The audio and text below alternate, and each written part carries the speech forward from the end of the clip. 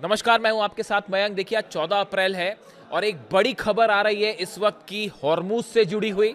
और खबर ये है कि आज रात तक ये माना जा रहा है कि एक बड़ा प्लान तैयार हो सकता है चीन, रूस और ईरान के बीच की आखिर डोनाल्ड ट्रंप ने जो ब्लॉकेट कर रखा है हॉर्मूज का, उसको कैसे जवाब दिया जाए। देखिए, दो तीन बेहद अहम डेवलपमेंट है जो इस समय सामने आ रहे हैं।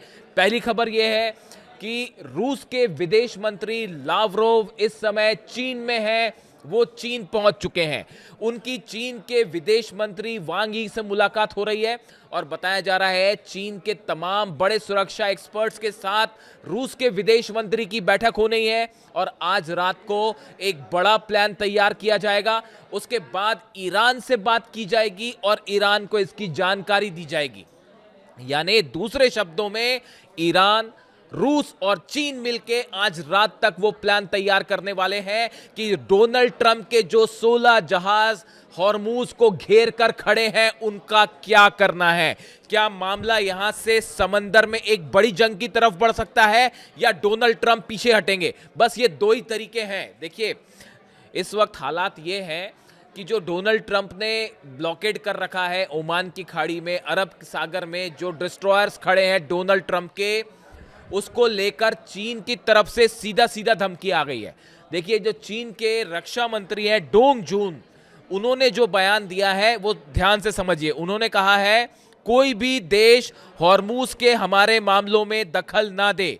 हमारे जहाज हॉर्मूज से आ जा रहे हैं, हॉर्मूज पर ईरान का कब्जा है, नियंत्रण है और यह हमारे लिए खुला हुआ है। चीन के रक्षा मंत्री ने साफ साफ कह दिया है डोनाल्ड ट्रंप को कि हॉर्मूज के मामले में हस्तक्षेप मत करिए। हमारे जहाज वहां से आ रहे हैं, अगर आप हस्तक्षेप करते हैं तो यह ठीक नहीं होगा। बीजिंग का इरादा तेहरान के साथ हुए समझौतों के तहत हॉर्मूज से अपना आवागमन जारी रखने का है। देखिए, इसका मतलब यह हुआ कि चीन ने साफ कर दिया है कि किसी भी सूरत में अगर उसके जहाजों को रोका गया तो इसका नतीजा ठीक नहीं होगा। यह सीधी सीधी धमकी मानी जा रही है चीन के रक्षा मंत्री से डोनाल्ड ट्रंप को, अमेरिका को। जो अभी आज के जो डेटाज हैं उसके मुताबिक हॉर्मूज से करीब 40% तेल जिसकी जरूरत चीन को है वो हॉर्मूज से ईरान सप्लाई करता है। यानी चीन को जो सप्लाई होता है ऑयल, उसका 40% ईरान से आता है, हॉर्मूज से होकर आता है। इतना ही नहीं, 3% जो एलएनजी है उसकी सप्लाई भी ईरान हॉर्मूज से करता है चाइना को। जिस तरह से वेनेजुएला से जो ऑयल आ रहा था उस पर रोक लगी, अमेरिका ने वेनेजुएला पे जो ऑपरेशन किया उससे चीन को नुकसान हुआ, लेकिन अब चीन ने यह तय कर लिया है अगर उसके जहाजों को रोका गया तो उसके लिए फिर चीन जो है वो बड़े सख्त कदम उठाएगा।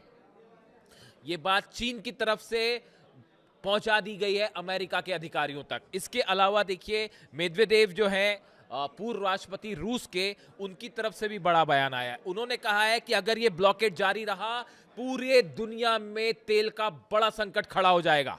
उन्होंने ये कहा कि अमेरिका की जो पॉलिसी है एस्केलेशन से डी एस्केलेशन, यानी पहले आप हमले करिए, दबाव बनाइए और उससे शांति स्थापित करने की कोशिश करें, ये पूरी तरह से नाकाम साबित हो गई है, फेल साबित हो गई है। यानी अब दो बड़े देश रूस और चीन खुल के सामने आ गए हैं और ईरान के साथ खड़े हो गए मजबूती से। और जो मेरी जानकारी है उसके मुताबिक दोनों ने ईरान को साफ साफ संदेश दे दिया है किसी सूरत में हॉर्मूज से कब्जा नहीं हटाना है। यानी अब हॉर्मूज जो है पूरी तरह से ईरान के कब्जे में रहेगा। ये बात चीन ने खुले तौर पे कर दी है और ये बात अब रूस ने भी कह दी है। और जो लावरोव की यात्रा है वो इस दौर में हो रही है जब ये ब्लॉकेट करके अमेरिका खड़ा हुआ है। अब इसका नतीजा देखिए क्या हुआ है। इसके नतीजा ये हुआ है कि नए बयान सामने आ गए हैं डोनाल्ड ट्रंप के कि ईरान फिर से बातचीत करना चाहता है। हालात ये हैं कि रूस, चीन और ईरान ने मिलकर डोनाल्ड ट्रंप को घुटने पे ला दिया है। पहले जंग में ईरान ने बुरी हालत कर दी अमेरिका की, पूरी दुनिया में किसी से नहीं छुपा है। अमेरिका अपने 16-17 बेस नहीं बचा पाया, 25 एयरक्राफ्ट जो है वो तबाह हुए हैं। इसके अलावा कई वॉरशिप्स जो है उन पर हमले हुए और पूरे अरब देशों में जितने ठिकाने थे, चाहे वो आईटी सेक्टर्स है उनको नहीं बचा पाया अमेरिका, जितने तेल के ठिकाने थे उन पर हमले हुए, रिफाइनरीज पर हमले हुए, पूरी दुनिया ईरान की मिसाइलों का दम देखती रही और डोनाल्ड ट्रंप कुछ नहीं कर पाए। देखिए बड़ा झटका है पूरे मिडिल ईस्ट में अमेरिका के लिए। डोनाल्ड ट्रंप ने जो नीति अपनाई उससे न सिर्फ मिलिट्री के स्तर पर बड़ी हार हुई अमेरिका की, और अब विदेश नीति के स्तर पर भी जबरदस्त झटका लगा है। और देखिए हालात ये हो गए हैं कि डोनाल्ड ट्रंप ने फिर अपनी वही तूती बजानी शुरू कर दी है कि ईरान बातचीत करना चाहता है, और अब ये भी खबरें आ रही हैं कि नए दौर की बातचीत हो सकती है। और यह भी सुनने में आ रहा है कि पाकिस्तान में भी बातचीत हो सकती है, बैठक हो सकती है, तुर्की में भी बैठक हो सकती है, और जिनेवा का भी नाम आ रहा है। यानी 3 नए लोकेशन सामने आ गए, संभवतः पाकिस्तान में हो, इस तरह की बात है। तुर्की भी है, एक नई लिस्ट, इस तरह की खबरें आप देख लें। लेकिन मैं आपको फिर से एक बात बताना चाह रहा हूं। देखिए आईआरजीसी के जो चीफ हैं, ईरान की सेना के जो चीफ हैं अहमद वाहिदी, इनकी तरफ से बयान आया है कि वो इस बात के पक्ष में नहीं है कि अब अमेरिका से फिर से बातचीत की जाए। ईरान की सेना कोई बातचीत नहीं करना चाहती अमेरिका से। बार बार जो धोखे मिल रहे हैं, बार बार जो ये तमाशा हो रहा है, जो बताया जा रहा है, जिस तरह से नेतन्याहू के कहने पर फोन आया और आखिरी टाइम में जेडी वेंस पलट गए, उसके बाद अब ईरान की सेना बेहद गुस्से में है और चाहती है कि अब अमेरिका से कोई बातचीत नहीं की जाए। अपनी शर्मिंदगी छुपाने के लिए डोनाल्ड ट्रंप को इस तरह के बयान देने पड़ रहे हैं कि ईरान बातचीत करना चाहता है। हकीकत यह है हॉर्मुज में डोनाल्ड ट्रंप फंस गए हैं, घिर गए हैं। पहले तो वो हवाई युद्ध जो हुआ, फाइटर जेट से हमले और वॉर प्लेन से हमले, उसमें मुंह की खाई अमेरिका ने, और अब हॉर्मुज में घिर गए क्योंकि चीन तैयार बैठा हुआ है कि अगर एक भी जहाज रोका, एक भी जहाज पर हमला हुआ तो उसका अंजाम समझिए। चीन एक तो जो रेयर अर्थ मटेरियल जा रहा है अमेरिका को, वो पूरा का पूरा रोक देगा। हाहाकार मच जाएगा अमेरिका की इकोनॉमी में। और दूसरा ये जो जहाज रुकने वाली बात है, अगर अब चीन देखिए बेहद नाराज है, जिस तरह से वेनेजुएला में है, वो उसके बाद चीन ये तय कर चुका है किसी सूरत में ईरान से व्यापार नहीं रोका जाएगा। ये बात रूस भी तय कर चुका है। इन हालात में जो खबरें आई हैं ईरान से कि अहमद वाहिदी साहब जो है आईआरजीसी के कमांडर जो है, नए कमांडर इन चीफ, उनका कहना ऐसा है कि हम बातचीत करने के लिए बिल्कुल तैयार नहीं है, सेना सख्त नाराज है। और दूसरा जो मोहम्मद बाघेर जोलकदर है, जो supreme national council security council के सचिव हैं, अली लारीजानी साहब की तरफ से नियुक्त किए गए हैं, इनके बीच में और आईआरजीसी चीफ के बीच में, सेना के बीच में बहुत अच्छा तालमेल और समन्वय माना जा रहा है। यानी मैं आपको फिर से बताऊं, अगर इस तरह की खबरें, आप उस पर विश्वास तब करिएगा जब या तो ईरान की सेना कुछ कहती है, कंफर्म करती है, या फिर मैं बार बार कह रहा हूं कि जब तक ईरान के विदेश मंत्री इस बात को कंफर्म ना करें कि बातचीत होगी, कहां होगी, नहीं होगी, तब तक इस तरह की बातचीत पर विश्वास करने का कोई मतलब नहीं है। देखिए कई ऐसे खुलासे हुए हैं जो बेहद हैरान करने वाले हैं। देखिए सैयद मोहम्मद मरांदी, ये वो शख्स हैं जो उस डेलीगेशन का हिस्सा थे जो ईरान से बातचीत करने के लिए पाकिस्तान आया था। अब इनकी तरफ से जो बयान सामने आए हैं वो बेहद हैरान करने वाले हैं।